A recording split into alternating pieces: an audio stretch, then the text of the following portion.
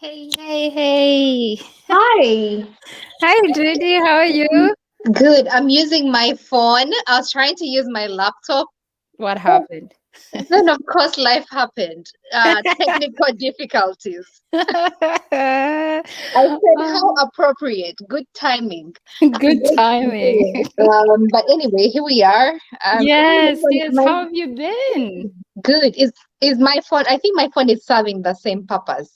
Yeah, it is. It is. It We're, is. so we're good. Yeah. So everything is fine. That's good. Um, yeah. So thanks for joining me. How have you been? How is everything? I see you killing the market. I have been great. Very busy with the real Mm-hmm. estate market. It's such an exciting time in the world of real estate with the sellers market going on and interest rates being historically low. Low. Yeah. So there are Yeah. so many buyers, people who understand what's going on are using this opportunity because they understand that it hasn't always been this way. And if they speak to the people who've lived through the years, this has never happened. So those who understand are taking advantage Yeah. Yeah. Yeah. and refinancing. Anyway, that's what's up with real estate.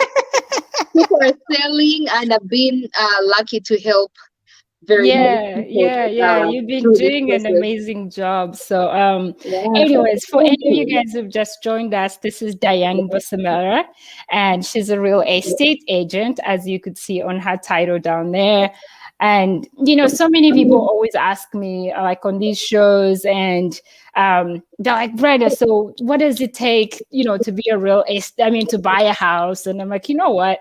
I bought a house, yes, I bought a home, but I have a friend of mine who actually does that for her job, and she's Yeah. killing it. So I'll bring her in. She's a fellow immigrant, so she can take us through what is going on right now. How can somebody qualify to buy a house? Because so many of us, Diane, once we move out, let's say of Uganda, anywhere in Africa, we get here in the US, we start renting, right?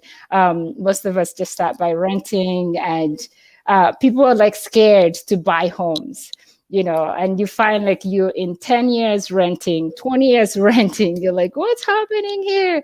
Because one, maybe we don't know, like we think it takes too much to actually be able to afford a house. Yeah. By the way, So Brenda, I yes. didn't even ask how you're doing because you're doing great. I see from a distance your YouTube channel. I mean, your feed. How are you doing? Otherwise, how is everything with you?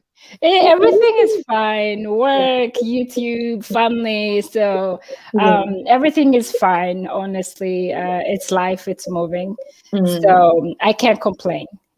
So that's. Thanks for asking.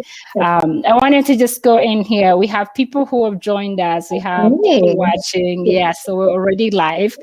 And I don't want us to waste their time. And everyone is like having questions. So All right. two Okay. people say, yeah. So, Diane, if you could introduce yourself to everybody who's watching or who'll be watching later, that would be fantastic. Okay. Cool. Uh, Hi everyone. Thank you for tuning in to watch about and learn about real estate. I am a real estate agent or realtor. Um, I provide real estate advice to people who are looking to buy homes or buy investment properties.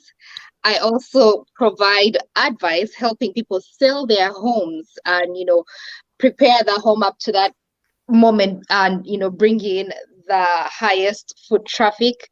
And then on the other side, yeah, it's basically that consultancy that I do. I'm a licensed realtor in Massachusetts, and I do have business partners that I work with in other states. So if you still needed help and you're in any other part of US other than Massachusetts, you can always reach out and I'd be happy to get you to the right person. Yes, great, great. Yeah. So you guys heard it. Yes, she's there. You guys, if you have more questions, even after this live, after this video, feel free to reach out. I'll put her email address and the rest of her information in the description of this video once we are done. So you can easily reach out to Diane and she'll be happy to answer your questions about buying or selling homes or houses for whatever reason. So let's get into it, Diane. Yeah, So go for has it. Okay. 2021 been the best year to buy a house or to sell a house? What do you think? Uh, 2021 has been the best year to sell a house Okay, and the best year to buy a house interesting. because, Yeah, the two are going hand in hand. yeah. I think this is a good time to be involved in real estate generally, is Okay. what I'm trying to say.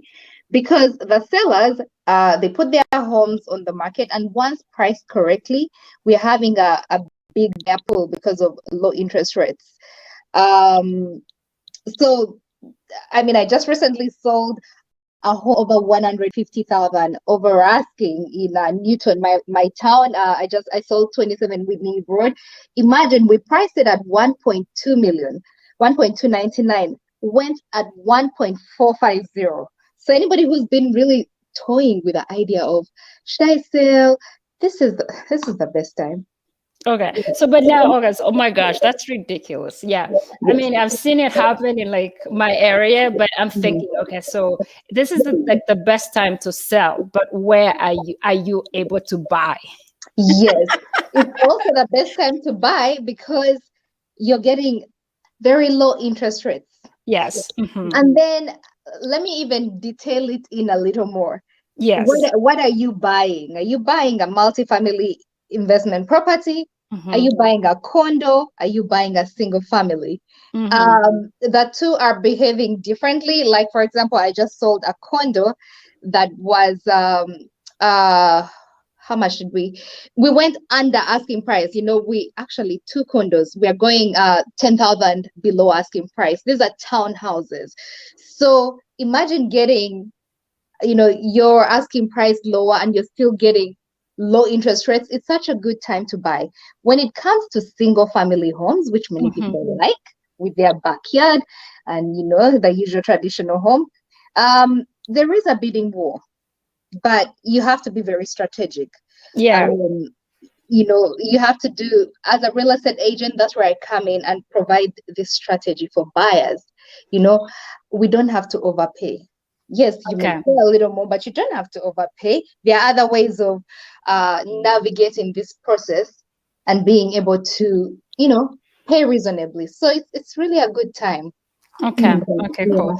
I have Makazi Fitness here. He's a friend of mine from Kenya, but he's has clients in the US that he does online trainings for. So he just said, I have my client from Massachusetts and has really had it rough buying her new house. She has one house, but wanted a bigger one due to her increased family. So I think this is like the best. Like this is what Diane was just, some people are looking to buy because maybe the family has grown bigger. So I wonder what's happening here. What do you think could be happening? Why is she having a hard time finding a home right now, Diane? I think that she's having a hard time finding a home for several reasons. Mm-hmm. Um, who you work with is very Mm-hmm. important. For example, I'm going to say there is a client who I'm working with, and he's looking in the Watertown market, but Yeah. it's a very slow market right now with single families. So what I can do as a real estate agent is look for those off-market opportunities. So that's why Mm-hmm. it's really important to work with an agent. We know what's going on in the market, and we're able to find these off-market opportunities where you can do the transaction offline. By Mm-hmm. off market, I mean it's offline, it's not on the internet. Yes. So Yes. you can still find a home. So you need to be with a hardworking real estate agent who will do these extra things for you to get the process going. How you write the offer is important. You don't just throw in numbers and you're like, yeah, yeah. Yeah. Yeah. This is Yeah. it. You're like, You have to come in with strategy, the language, uh, possibly maybe an escalation clause, or I don't know, depending on, every home is unique, and mm-hmm. how you write the offer can really help you win a bidding war. So it's important to align with somebody who knows what they're doing, somebody Yeah. who won some bidding wars, which I've done a lot Yeah. Yeah. this Yeah. process. And so it could be anything from how are they writing the offer. Also, is the client understanding the market? Because it's not just I want this house and in this place, but we have to be realistic with your budget Yes. Yes. and Yes. Yes. location. So there is that.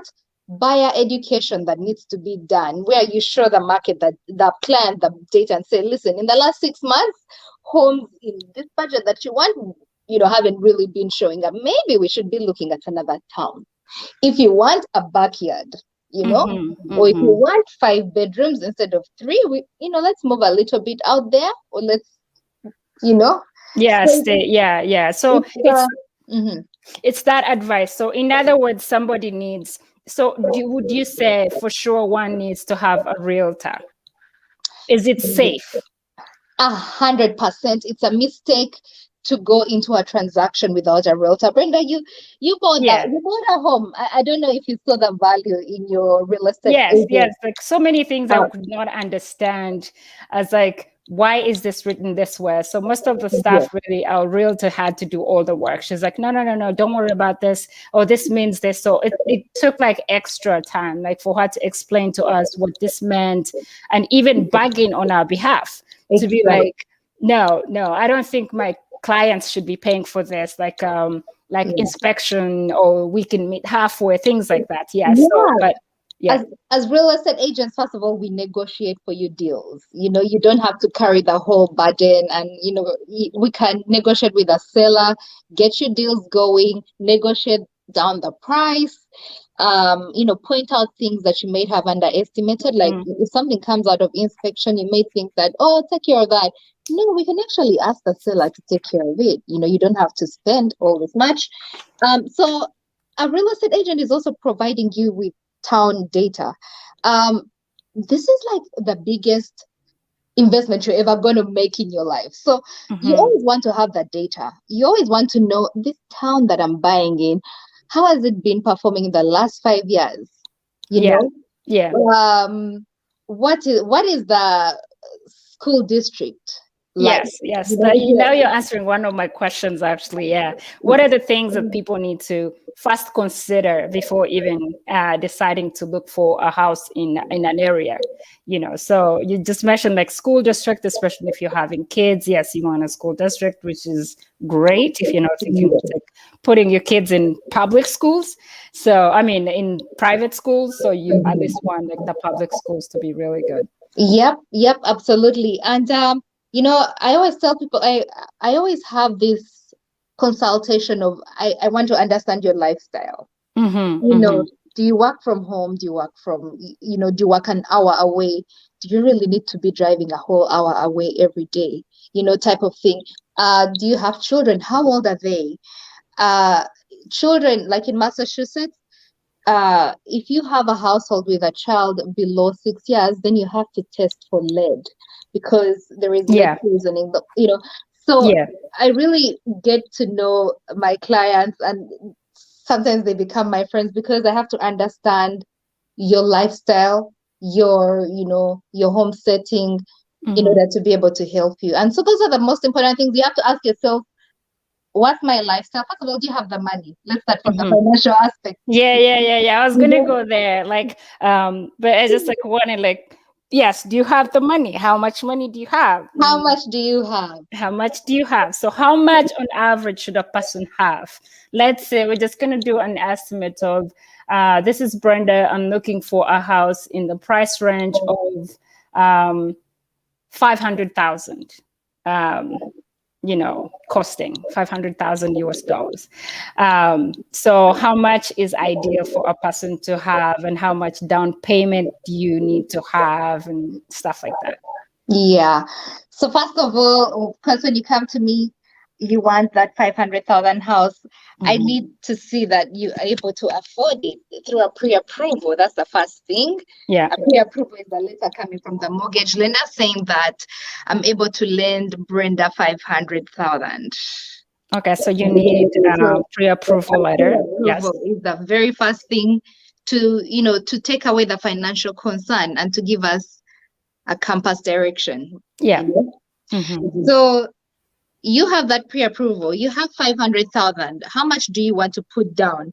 The next question I'm going to ask is, are you a first-time home buyer, Brenda? Because if you are, you can get 3.5%, you can put 3.5% down. But if you're not a first-time home buyer, you may have to put, 20%, or 15%, depending on the type of loan you want to get. So those are the questions to look at. Okay, so you're a first-time home buyer. Great. We can use your first-time home buyer benefits where you can put down as low as 3.5. So 500,000 times 3.5% is your down payment. Okay. Does everybody qualify for the first time, the first time buyer credit or whatever they do? Does everybody qualify, or it depends on how much you also make? First of all, not everyone qualifies because some types of I've experienced a transaction with some type of condos that couldn't take that type of loan. So if a buyer comes, that type of benefit, if a buyer comes and they really want this place, but sometimes they're not able to use that, then they'll have to put down more. But the ideal situation is for a buyer to put 20% down. That is really a good place to start if you can, or even 10% down. So how much do you have is the question. In your savings, how much are you able to put down? If you're able to put down more, of course, it's advantageous in terms of moving your loan and the interest rate you're getting. So it's the more you put down, the better. The better. Okay, so that means like reduced every monthly payment at least. And yes. So Brenda, I don't know which people are watching us, but if it's, I don't know if this is targeted to the Ugandan community or to... No, it's like to anybody. It's to anybody. All right, cool. Okay, no problem. And then we have veterans. Veterans can get their VA loan. Okay. With a VA loan, you don't have to put anything down. So that's a benefit for the veterans, thanking them for the good work they've done for us. And then there is what they call the USDA loan, which is really designed for people to, buy homes in towns that are a little bit farther away. So with the USDA loan, there is no down payment as well, but it doesn't work in every town. You have to check with a mortgage lender to see if the town you're interested in can qualify for that. And there must be also some income qualifications on that as well. So but generally 20% down is great, 10% down is great. So we usually hear people talk about credit, like your credit score could affect your ability to buy a house. Could you explain, like, what does credit mean if you're trying to buy a house, and what's the good credit score that at least somebody should thrive to get to before considering buying a house? So credit score is a thing that they will always ask for before they give you the pre-approval. They want to know what's your credit score, what's your income, and what's your debt to income ratio. They have to find that out. So credit score is very, very important when buying a home. The higher your credit score, the better, because it's showing confidence to the lender that you are able to take care of your debt, your payments on time. It shows more responsibility, so there is more leniency there. The higher your credit score, the better interest rate you're also going to get. And then you don't have to pay a mortgage insurance. If your credit score is low, then you may find yourself paying the mortgage insurance, which is an extra pay. So, your monthly mortgage payments are a little higher. So always better to work towards having a credit score. I would really recommend, if you can have a credit score over 650, then we can start somewhere. That said, people with lower credit scores can still get these mortgages, but then you're going to pay a lot more money. So like down payment and interest. Yes. So you're better off improving your credit score if you make a decision to, all right, I'm going to buy a house in the next 6 months or next year. Then you're better off working your credit fast. Yeah. Discovered for real, he was saying, I don't know, but the prices have really gone up in Atlanta. Yeah. I think they've gone up everywhere. I don't know what's happening, what's causing all this, but I feel like it's a bubble. It's like a realistic bubble happening in the country. And yeah, I remember like so many people were like buying houses last year, and this year people are like fighting, like put it Yeah. like extra money for like to make sure they get the property. But thanks, Diane. I think I like what you just said about credit, and like how people, like what it means if you have low credit, what it could mean for your mortgage payment per month. But what are the steps, like what would you say are the steps to, even for somebody who's just thinking, I think I should buy a house? What do you think they should like first put in place? Like credit, yes, check their credit score, Yeah. their Start saving. incomes. Mm-hmm. Start saving so you can have some good down payment. Mm-hmm. Again, improving your credit score comes with reducing that debt and Yeah. staying close. Keep your source of income going. Yeah. Yeah. Yeah. Don't Yeah. be trying to lose your job. Oh yeah, yeah, yeah. I remember somebody saying, I remember when we're looking at houses, I remember the realtor telling us, they ask you for your what is it like? Your How, income. yeah, like how long you've been at a job, like Yeah.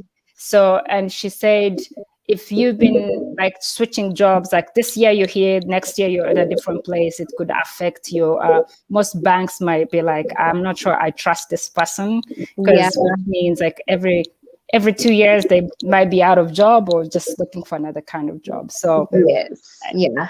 Absolutely. Yeah. So that's steps to, yes, now you want to buy a home. What should I do? What's the first yes, thing? Check your yes. credit score, make sure it's better. Keep the money coming in. Mm-hmm, If mm-hmm. you can get in more, good. Yeah, yeah.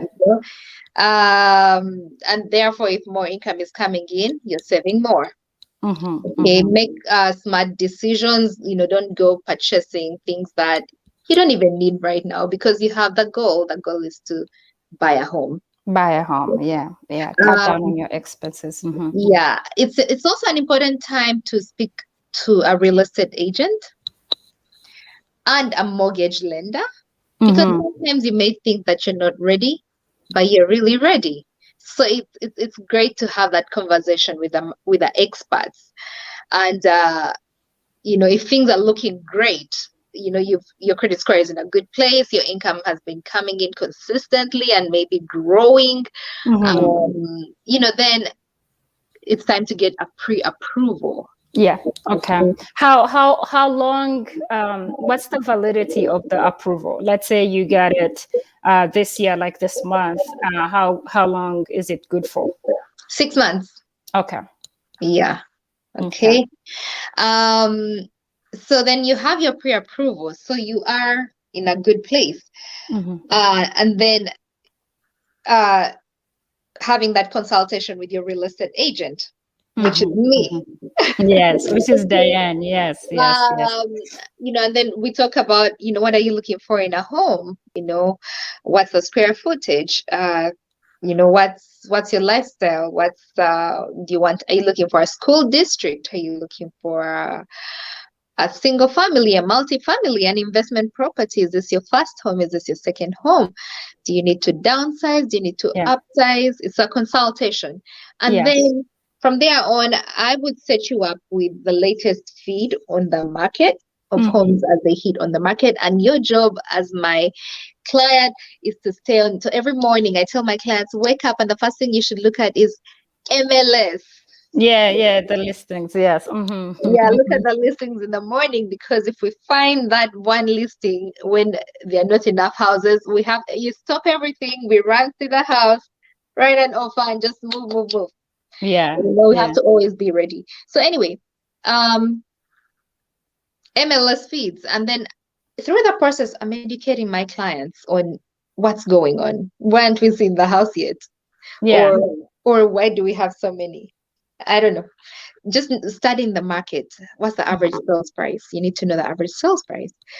You know, what about the comparable homes that are close to what we are looking for? What are they going at, and why are they going at that price? You know, and maybe sometimes if you're looking for a home for 500, maybe sometimes you need to be looking at 400, at the lower 400, depending on the market we are dealing in. Yeah, yeah, yeah. I know. I hear you. Yes. Right? Yeah. Yeah. You know, so we start to set expectations and prepare Yeah. ourselves for what's coming ahead. And Yeah. sometimes you want a home of 500, but it's all right to look at 550. Yeah. Yeah. You never know. You never You know. never know, because you Yeah. can strike a nice deal, you know? Yeah, you might crack a nice deal and it Yeah. maybe has like a little extra that, it's worth, even the extra that you're going to pay for. Yeah. That's great. So Diane, what would you say? I had another question. Let me check here my phone quick. I mean, these are all great tips that you're giving to these guys. And would you find most, let's say, immigrants liking to settle in the cities, like closer to the cities, or in the suburbs? What's been your finding? First of all, isn't everybody an immigrant in this I know, country? true, true, true. That's very true. Well, everybody's an immigrant. Okay, That's let's very start from correct. there. Yeah. All Hmm. right. Maybe you're referring to the recent immigrants. Yeah. Is that Let's what say you're? like Africans. Yeah. Yeah, there are two types. Some Mhm. people really need the access to the city for different Mhm. reasons. Yeah. Their lifestyles, their work, and yeah, and maybe they're able to afford being closer to the city because it does come with a price. Other people are happy to have a backyard. Hmm. They want that huge backyard. They don't have to drive into, say, Boston all the time or the main city. They can work from home, Yeah. and, or maybe they're even closer to work wherever they are. So Yeah. it's been half and half. I found that um, it's Africa Africans African immigrants, yeah, it's been half and half. It's been half and half. Okay, cool. Yeah, yeah. Because like I usually there's a guy that I met recently, and I think he's from Ghana, and he's like, I can't believe you live in the suburbs. Like, how do you do that? So I was laughing because it's like, Yeah. trust me, like most of us love to be close to the city. I'm like, you have your reasons as to why you need to live close to the city. Right. So what are the extra expenses that somebody needs to know? As they consider to buy a house. There's of course mortgage, yes, there's down payment. What are the other expenses that come with thinking of like how much money somebody's going to spend in Yeah. at the end of the day? So you're gonna look at I'll start from like inspection. If you're going to do Yeah. inspection, think of maybe about $700 plus, 500 to Hmm.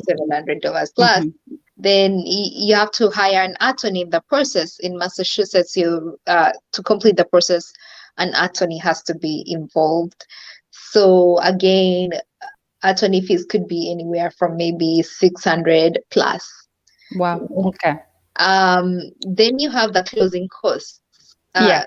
You first of all you have to pay for an appraiser.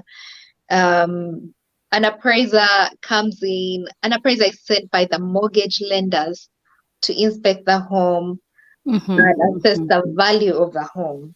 They want to make sure that surely this home is Yeah, it's 500,000. worth the amount that is It's being worth listed the for. amount before we actually lend this person this amount. Yeah, so you have to pay for that, and and any other closing costs that come on. Usually, an attorney will draft those, and different transactions are unique. Okay. Yeah. Okay. Hmm.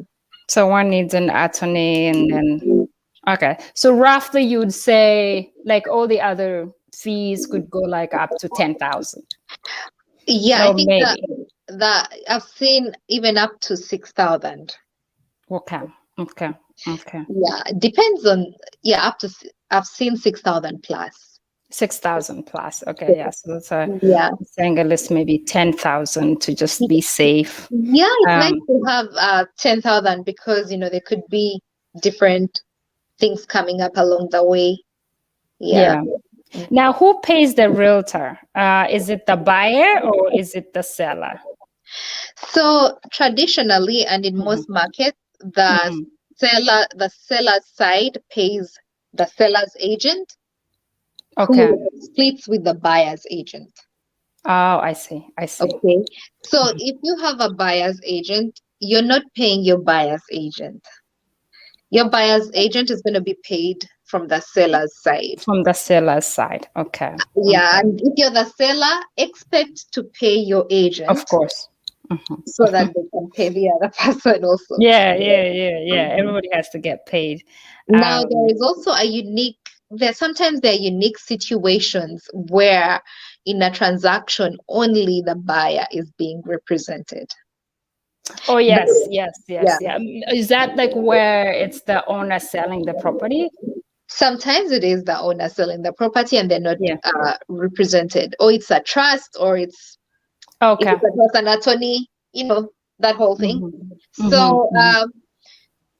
uh, yeah, there is a buyer's agent, and the buyer's agent has to be paid. Okay. So Okay. you can, sometimes a buyer may end up paying for their buyer's agent in such a scenario.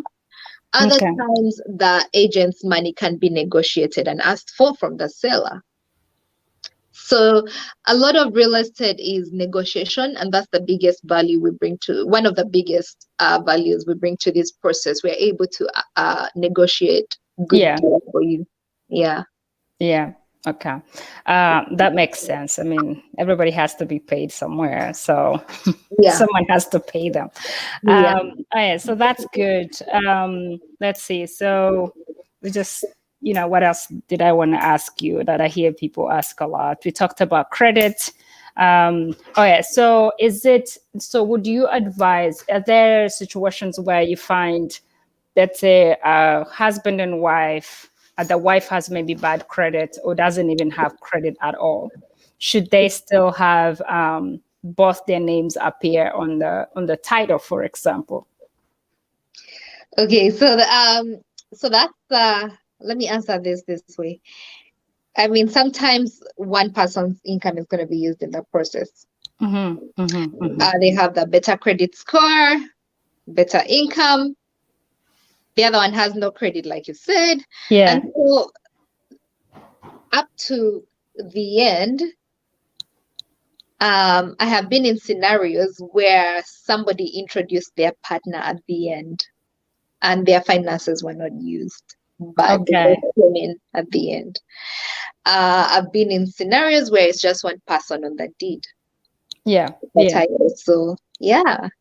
Okay. So that you can actually put both names, like the person who came towards the end, and so they can still both appear on that. Okay. Yes. Yeah. Okay. They can Interesting. appear. Mm-hmm. Okay. Well, do they ask them like so many, like still the bank, even after you close? I don't know, not after you close, but you put in an offer and it's accepted. So the bank is still asking for more stuff. So are there chances they'll try to get more information about me who doesn't have credit since I'm trying to appear on the deed? No, they would only consider what has been given to them. Okay. Okay. So the one partner whose income and credit you're using is what they are going with at that Okay. point. And uh, this other part is with the attorneys who are drafting the deed. And, they can introduce, I've been in a Yeah. transaction where the name just is here. This is it. Yeah. Yeah. Yes, so this is it. Yeah. Okay, cool. Let's see. I think we've covered most of them. What And by the way, Brenda, to that, the attorneys do draft documentation. There are clauses for marrieds okay. in purchase and sale agreements, and there is language that is all drafted. Bridget. Bridget, why are you washing hands? Wash hands, wash hands. I Yeah, think it's like an emoji. so that would be a great question to, complete with a real estate attorney. But as Mhm. a real estate agent, I have seen these scenarios happen.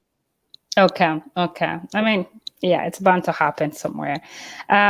So let's see. What is the agreement in principle? Is this a thing for the US as well? Or I heard somebody talk about it. Is it a UK thing? What is agreement in principle? Agreement in principle. Yeah, I think it's a UK thing. I don't remember ever So, hearing that. so here we have the purchase and sale agreement. Okay, maybe it's the And, same. and maybe that's what they're talking about, or going Okay. under contract. So it's a legally binding contract between the buyer and the seller. It means everything that is written in that agreement is legally binding. Okay. So in the agreement, there are things, there are clauses talking about, first of all, the official people involved in the transaction, who are their agents, how should that home be delivered, Yeah. broom swept, clean title, it's Yeah. all language. And it means that the buyer is agreeing to these terms, and so is the seller. And anybody who doesn't fulfill those terms can be Yeah. taken to court. So Yeah. it's also an agreement that is protecting the buyer. Mm-hmm. For example, there is a mortgage contingency. So a buyer may purchase a home using a mortgage, and Yeah. they need that loan commitment. And there is a considerable amount of time that goes by, like about 3 weeks or 2 weeks before a buyer Closing knows that they're going to get the money. the house or the money. Yeah. Yeah. Mm-hmm. So this agreement is also has language protecting the buyer, that, what happens if I don't get that money? Yeah. I don't want to lose the deposit, you know? Yeah. Yeah. Yeah. I don't Yeah. want to lose my deposit. Yeah. Yeah, I don't want to lose my 20% that I've already deposited, it's a Yeah. very Actually, that's another question. Yeah. Are there chances that you could actually get that money back? yes. So all this language is in the purchase and sale agreement. Okay. There is that mortgage contingency that is saying, Mm-hmm. I'm offering this amount of money contingent upon me getting a loan Mm-hmm. commitment. So, very important. It's also drafted in there in the purchase and sale agreement. Okay. Now, the contingency protects the buyer. You know, I understood that I have to fulfill everything the mortgage lender wants, but if I don't, I need my money to be protected. Yeah. Yeah. Yeah. Yeah. So we talk about mortgages. I mean, does it mean like this is for a person who's just thinking about buying a house now? So is it the bank that you're currently banking your money with that is going to give you the mortgage, the loan? Or how does one choose a bank? Yeah. Like mm-hmm. So there are mortgage lenders, Okay. and you can also get the money from your bank. Mm-hmm. But there are also mortgage lenders. Mortgage lenders have access to many lenders, including private lenders. Mm-hmm. And I honestly like being able to access them easily. Yeah. I'm not trying to steer people anywhere else. You can use Yeah. any, Yeah. Mm-hmm. Mm-hmm. yeah, Mm-hmm. any. You have the right to shop around and pick the one you're comfortable with. It's all good as long as they have a mortgage department. Okay. Yeah. Okay. So, in other words, if you had never heard of like such a name of a bank as a lender, how do you pick trust in like, okay, I should go with this bank? What are you looking at? What do you consider before you settle for that bank? Yeah, it's nice to look at the interest rates that they are giving. Yeah, it's nice to look at the interest rates, and also the type of service that they are offering. Some lenders are really, amazing and on top of it, and will, support the process to happen to the end. So you have to, know which lender. Now, we real estate agents usually refer the clients to lenders. We usually To have lenders, okay, a yeah, list because of you've lenders worked with them, yeah. that we like, and we feel strongly that they will take us to closing because they've Yeah. done it before with other transactions. I'm also open to working with new lenders. Okay. Sometimes it's risky. I've worked with Yeah, one yeah, who yeah. What really if surprised me, and I they said, go "Oh, bankrupt in no time and you're like, oh shoot, no, it was just or the somebody thoroughness." buys them. Not even that. Yeah. Usually that's taken care of because there is Fannie and May that these government bodies that are always going to buy off these small loans and take care of these situations. Mm-hmm, But mm-hmm. it's more of just having a smooth process. Okay. Okay. Yeah. So we have Esther here asking about refinancing. What do you have to do to consider refinancing or even to do it? What does it take? So, if you've owned a home, Mm-hmm, first of all, right now is a good time to refinance. mm-hmm, And how you do it is by calling your mortgage lender, who you will tell, I would like to refinance, and they're just going to give you the newest interest rates that are on. mm-hmm. Right now they are low, so it's nice. It's a great time to refinance. And if you bought your home Like, sometime back at 7%, yeah. now is a And good time because you're going to go down. They're going to give you a lower rate. yeah. The details of all that can best be answered by a mortgage lender. Okay. They are the Okay. experts. They're the ones who do it. Yeah. Yeah. She's saying, what are the pros and cons of refinancing? I think what I could say about that one, I mean, Diane would definitely know more, but I remember we did it this end of last year because when we bought 2 years ago or something, I think you have to also have bought, it has this time that you would have had in between buying your house. Yes, a So year if later. yeah. So we were able, like our mortgage, like usually the mortgage people will send you an email as well. They always like update you. If you picked a good bank, a good lender, they Yeah. always update you with stuff. So they'll send you, it's like, hey, by the way, the rate just dropped to this, and we see your rate is here. So you could always like refinance. And pretty much you could respond to them or call them and they will tell you what you need.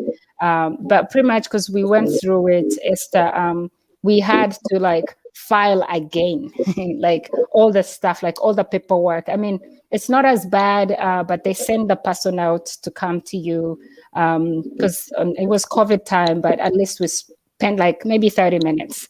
So you kind of have to go through again and sign on those papers that you once signed when you're buying the house. And you again, sometimes they have your bank details and all the other documents that you give them, so they might not ask for them. But in case you've changed jobs, then yes, you would have to again give in like your new bank statement or how much you're earning this time if stuff like that has changed. And but also they will advise you if it's not more than 1% that you'll be saving on, like Yeah. let's say your mortgage interest rate was 2.5 and now it's 2.2, so it's not worth the hassle, you know. So but if you want, it's like at least it has to be 1 point something, like for them to again send out somebody. You don't pay for anything, you don't pay them again when you're refinancing, so you don't pay like the realtor, I mean the mortgage lenders, you don't pay them anything. Yeah.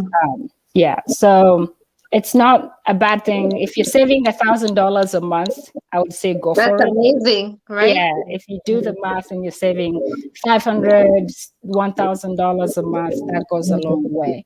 Yeah. And that money was sometimes they reimburse you some money too. If you've been paying like more, so the lender gives you back some money. And they will tell you you can't use that money if it's like 10,000, you can't use it towards like developing your house. I'm like, how are you going to know? But yeah, but you can put it towards your mortgage. Like if you can put it down all as your mortgage payment, and then that reduces on your Absolutely. years.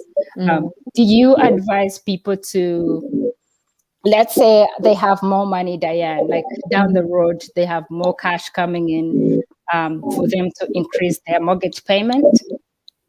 let's say they were paying like 2,000, now they decide to pay like 5,000 so that they can lower on the years. Would you advise that? Again, it depends on the projects going on in your life. And everyone Yeah. has different goals for, different things. And if you're Yeah. able to, why not? Hmm. Why not reduce that mortgage to the, as much as you possibly can, right? But if you're unable to, then you're really unable to. But absolutely, Yeah. it's just reducing that debt. Yeah. Uh, Hopefully, 30 years later, Yeah. Yeah. And you're able you to can live also reduce, let's say without. you did 30 years, you can decide to do 20 years instead, right? Exactly. Yeah, yeah. You're reducing the amount of time that it's taking you to pay off that mortgage. Or if it's 15 years, Okay. you're Okay. reducing a considerable amount. Yeah. Okay. So Esther here says, if I wasn't included in the deed when we initially bought a house, then we refinance. Can I get included in the deed? I don't know. I have no idea. I cannot answer that as well. Yeah. That's an excellent question. Honestly, I would ask Yeah. a mortgage Yeah. lender. Let's see. Yeah. Yeah. I think I can that's a send you good. some names of mortgage lenders to ask. We could have had a mortgage lender here today as Yeah. well. Yeah. We could have next time. Next time. Yeah, it's always a Um, nice combination hearing from both the mortgage and real estate agent. It's always nice. yeah. Yeah. Okay. So let me see the deeds part of things. Okay. Yeah. That's a good question, Esther. If you Yeah. can ask your lender, they would know. If not, we'll also ask around. And next time you watch this video, we'll have the answer for you in the comments, or reach out to you definitely. So, what else? What else do we want to talk about housing? What else would you say, Diane? Why should somebody think of buying a home and not Um, renting? What that's are the let's talk pros? about that question. It's a Yeah, very, very important question. yeah, Um, Buying a home is a long-term investment, and you're investing in yourself and hmm, your children, you know. Renting a home, you are investing in somebody else's property. development project. Hmm.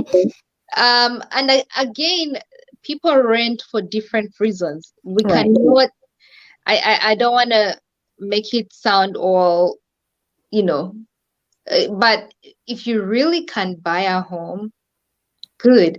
If you can really even, like, if it's okay to even stay far out, or if your lifestyle is allowing for whatever, for a condo, for anything, buy if you can. Why not? Why not? Hmm. You may as well invest in yourself, Yeah. hmm Yeah. What else can you say to that question? That's I don't know. I guess it depends on, yeah, I look at it as an investment as well. So yeah. if I'm thinking of staying in that same city, in that same state for a while, and because sometimes you have to think, okay, am I here long term? So then if you're there long term, yes, it makes perfect sense. And you could also always look at how much you're spending right now in rent, Yeah. and then look at different properties or talk to like Diane and be like, Diane, this is how much I pay in rent. Um, do you think I could still be within that price range if I bought a house? Right. You Yep. know, of course, you're going to need like more cash at the beginning for down payment, but after that, am I going to stay in the same payment range? Yes. So if it makes sense, if it's yes, then I think you should definitely go for buying a house. Absolutely. Yes. Yeah. Absolutely. Yeah. Absolutely. Yeah. You said Okay. it well. Yeah. Cool. Cool. Let's see. Anything else about real estate? Let me see. Investments. People shouldn't be afraid of buying investment properties. Mm, Uh, I'm gonna use the Massachusetts market here. yeah. Um, you don't even have to live it's an investment property. You don't necessarily have to live in it. If you have the energy, the guts to be a landlord, that's another way Yes. to invest your money, and Yeah. something that people shouldn't be afraid of, you know. Again, the question could be, where are the tenants going to come from? There are always people who want to rent. You have to get a good location for it, maybe near Mhm. university or near that train access. So that's another way to, really use Invest, your yeah. money, invest it long term, because, if you buy that property, if you sell that property 4 years later, that money Mhm. cannot be the same as what's seated in the bank. Can it? Yeah. Cannot. No, it doesn't. Yeah, it cannot. Yeah. So I think it makes sense, like I keep telling, what would you say to, like, let's say Ugandans? Mm. Ugandans here who, like, every time we think of investing, we are looking for land back home. What would you say? Like, is it also okay to, is it almost the same worth investing in properties here? Have you had people buying land, for example, here? Yeah, so people do buy land here, Hmm. and some own farms here. You know, Hmm. Hmm. Hmm. um, it's this is the land of opportunity. Anything you want, Yeah. you can go find a beach house if you want. Why not? But Ugandans, African immigrants do own land, and some do even plant. You know, um, investing. The question was investing here versus Yeah. home. Yeah. First of all, I'm going to make it simple. I know how to explain things in very simple terms. Hmm. First, I'm going to ask you shillings versus dollars. Hmm. Hmm. You have to choose that. You have to choose what are we operating in? First of all, we are in dollar country. So Yes. you have to think in dollars. Um, people, I mean, if you think of how much an investment is gonna, let's say you're putting up like a 12 unit, 50, 30 unit apartment in Uganda. Yeah. What is that gonna cost you? And can you buy an investment property here and That is almost like, yeah. get some rent and maybe sell it after 4 years and get Yeah. it's those are the questions to ask. But the other question I ask parents is, if your child is here and you intend them to go to college here, of course you have to buy a home. Like, who are you kidding? You're here for the next 23 Hmm. years. Hmm. Hmm. And then you also, even at 23, you can't leave them. You have to first Hmm. make sure they have that good job. They are somewhat stable, but listen, other people have attachments in Uganda. So if you can, if you have that and you feel like you're gonna go back, Yeah. yeah, but Yeah. it's nice to go back and sell off your investment here. Your investment here, when sold off, can build like maybe 3 investments back home. True. So it's a thing of looking at, am I going to operate in dollars versus shillings, or where do I invest first, here in the US before I invest back home, or maybe investing in both? Why not? If you can, it's now Yeah. a global world anyway. So Yeah. True. True. True. True. It's a global world. yeah. So, I mean, I guess it, yeah. What was I trying to say? So, is it hard to buy, let's say, a house for business here compared to a residential home? Do they have different qualifications that one has to have? Yes. Okay. So the minimum down payment for an investment property is 25%. Okay. Mm. Yeah. And then they always want to see that you have a 6 months buffer of being able to pay for the mortgage, even when there are no renters in there. Oh, okay. So 6 months. Okay. Yes. Okay. So you have to have 6 months. You have to show 6 months uh Of savings. payment, of like the mortgage payment. Yeah. I can do this for 6 more months, even though there are no renters. You know, because the thing about investment property is that it's the renters paying the mortgage for you. You're putting down you're putting a down payment, and depending on where you're buying the investment property, you could get back the down payment you put like in 3 years or 2 years. Yeah. Yeah. And and then the bank is paying for, you're using the bank's money and not using your money anymore, So yeah, investment properties, if you can, why not? Yeah. Mm.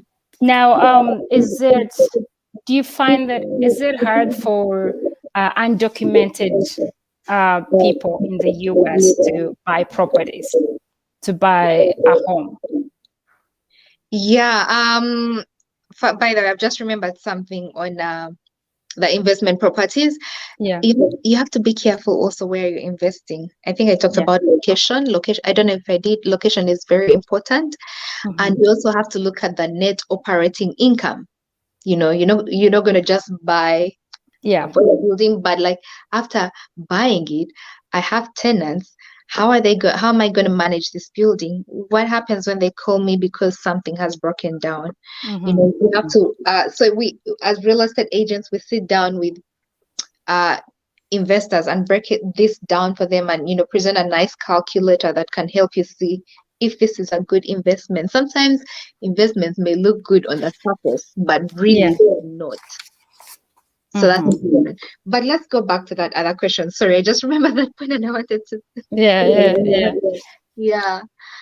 Um, your question was about undocumented. Yeah. Undocumented people. Yeah. So if I don't have, I don't have a Social green security, card. Hmm? a social security number, or just a green card? I guess a green card, like us. Do they usually, first of all, when you are applying to buy a home, do they ask you for what do they ask for exactly? I think we like jumped that. So, do they ask for your proof of residence, or what do they ask for? Yeah. So, first of all, you don't have to have a green card to buy. Okay. It's nice to have a social security, Okay. and they are visitors who do come and buy. Mm-hmm. Of course, as a visitor, you really have to show credibility in to be able to buy here. Yeah. And that, of course, is gonna your income, your credit score, all that. It's a bit of a process, but it can happen. Mm-hmm. Um, Undocumented means you don't exist. If I had to understand, so I don't know how you would buy without being known as existent. But to be known as existent is having a social security. So having that is, Okay. So, do they? Of course, they'll ask, let's say, for your driver's license. I'm trying to yes, think of things that they asked from us. And then your social security card. I'm sure you've been working and money is being paid. You have a bank account. You kind of have, so they need your social security card, at least number.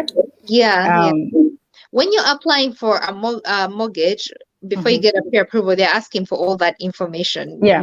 Inside your social security, your driver's license number, all that. So it's So, all captured. Yeah. so you don't think not being like a permanent resident or a citizen would hinder somebody's potential to buy a home? No, it does not hinder your Okay. potential. Yeah. I Okay. know some visa holders who have bought homes. Okay. Yeah. Okay. Um, Students come and buy homes. So the students coming to these major universities, some of them, instead of renting, Yeah, they buy. Yeah. they will buy. So they're coming But up. are they buying under their names or under like their parents' names? Parents' names. So some of these are like visitors. Some of Yeah. these are like maybe they're residents. They have different types of visas. Yeah. Yeah. Yeah. There is a list of visa. I don't have it right here with me, but there Yeah. is a list of acceptable visas that are easy to browse through the buying process. Okay. Okay. Yeah. Hmm. And then how about do you find people preferring to buy a home where there's no homeowners association, or what do you say about, like, I don't know if it's a thing in Massachusetts, but yeah, Yeah. so Yeah, that's a good question, Brenda. The homeowners association is usually comes with a condo. So if you're in a community Mhm. living, could be Yeah. townhouses, Yeah. it could be, Even single homes. yeah, single homes, but yeah. So there is an association, a homeowners association, that's running the shared spaces, and the shared spaces could be like a basketball court. It could Mhm. be a swimming pool. It Could could be a be pond. it Yeah. could be a pond, or the landscaping, or a Yeah. driveway. So it depends on your needs. Some people really like the associations because they don't want to deal with contractors. They don't want to deal with all this. They want somebody else to do it for them. Um, Especially some busy people, they'll opt for the condo thing. They don't want to deal with the Yeah. responsibility that comes with single families. Yeah, so it's more, what's your lifestyle? What do you want? Some people like Yeah. concierge, Yeah. you know. Yeah. So Yeah. it's, where are you? What's your lifestyle? What do you want? Yeah. So Uh, somebody asked that question on my phone. So yeah, to add on what Diane was just talking about with homeowners association.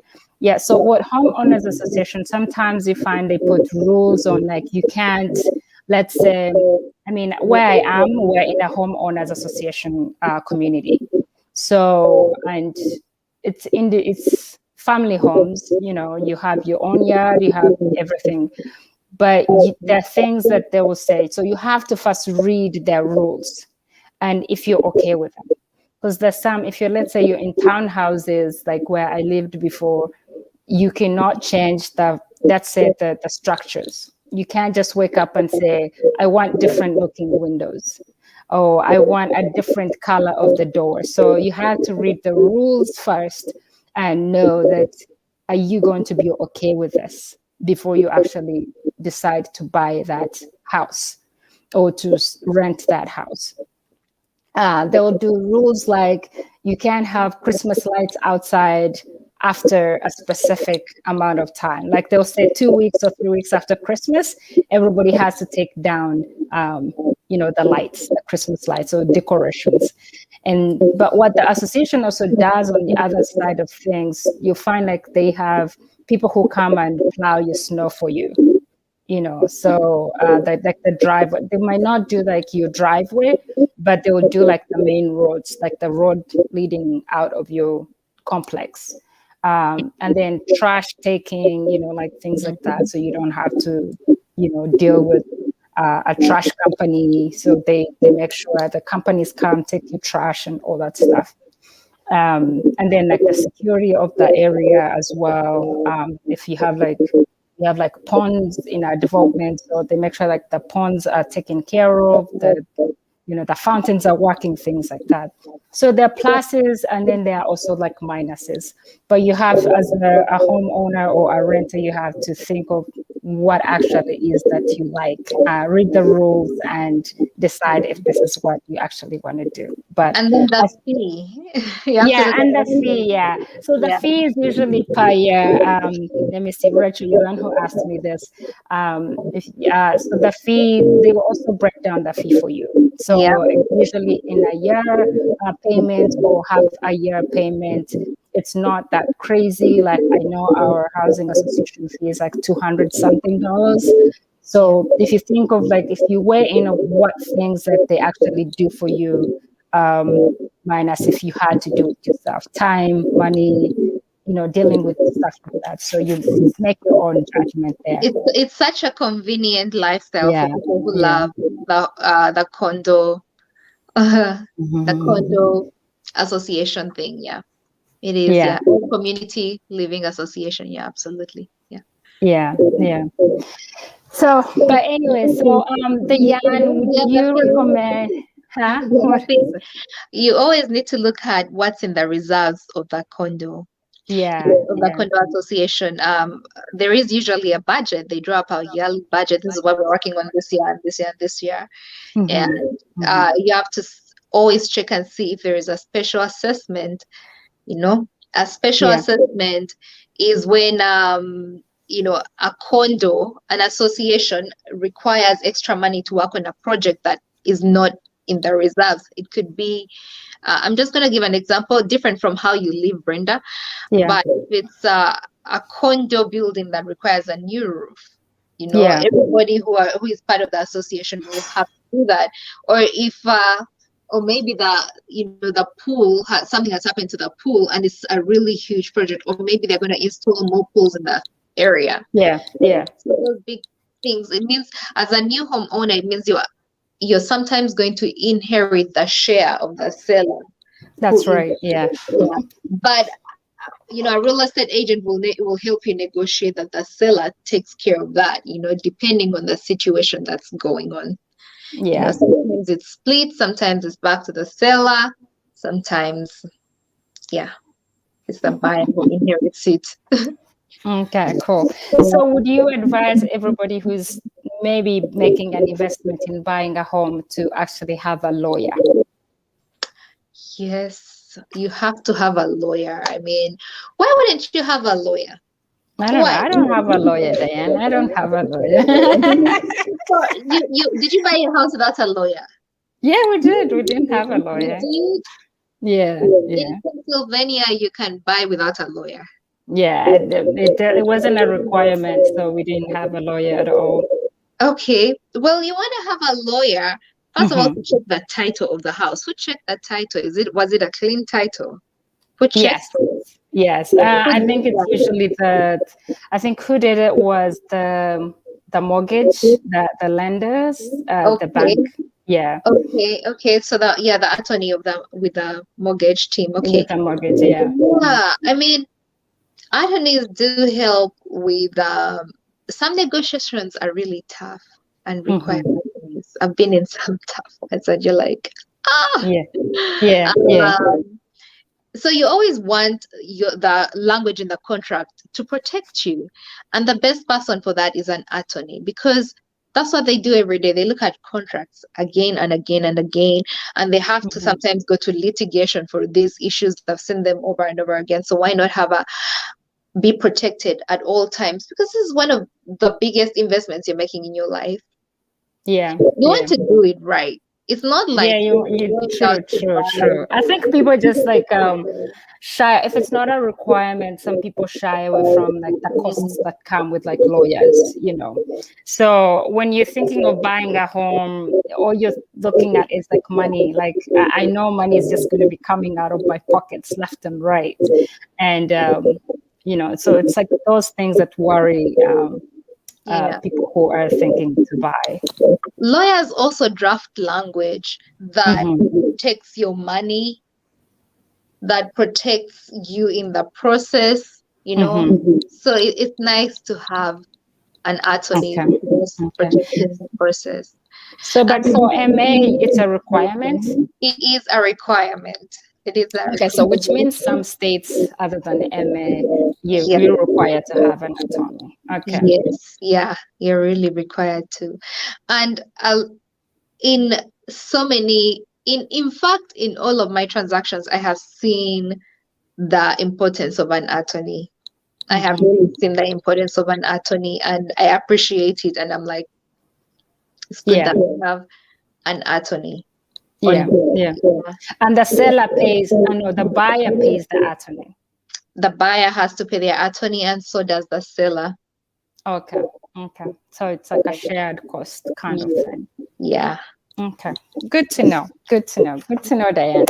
Anyways, so guys, thank you so much. You've been here. It's at top of the hour, and I want to let Diane go. Diane, thank you so much for your time. Thank you for educating us. We'll catch up again and again. If you learn of new things, any new tips that could help buyers or potential buyers, could be any of us, please reach out and we'll do another video. And but please go ahead and tell people where they can find you, what's your biggest market that you look at, in case people are just joining in now. Yes. I am on every platform with my name, Diane Basemera. You find me on YouTube as Diane Basemera. On YouTube, I'm really showing the homes I've sold. Uh, Brother, you need to do more. I need to do more. I need to do more. I did too, and I think that's one of my 2022 goals, honestly. Yeah, because I think you do great. Like to cut you real briefly, if you do like the quick videos that you do, like that I see on on your Facebook page, like those can be like quick shorts for your YouTube. You can actually link your YouTube to your account to your Facebook, so that when you do that, it goes straight there as well, and you get more viewers. People watch shorts on YouTube, like for you as a real estate person. So like a quick tour of like not even a minute, and you just post it there in shorts. Um, you'll you'll have so much traffic. Trust me. I'm going to reach out and consult with you, Madam YouTube expert. It's a I will learning. It's a learning on the job, but yes, yes, yeah, for sure. yeah, Anytime, anytime. yeah. Okay. So, and then on Instagram, Diane Basemera, Realtor. On Facebook, Diane Basemera.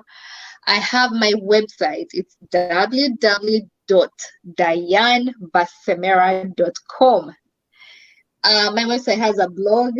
You can see the homes I've sold, the homes that are on the market.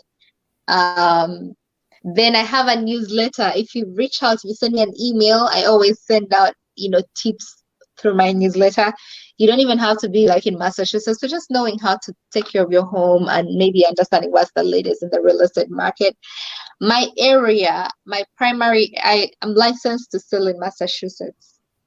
I have business partners across the US. Mm-hmm. Um, Coldwell Banker is the company I associate with and do business with. And we do have a global outreach too, with our global luxury program in over 40 countries.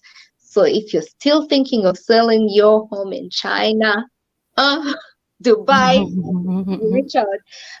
But also within Massachusetts, my primary town is Newton, and the Mm-hmm. neighboring towns like Waltham, Watertown, Needham, West Roxbury, and Wellesley, Brookline, of Mm-hmm. course.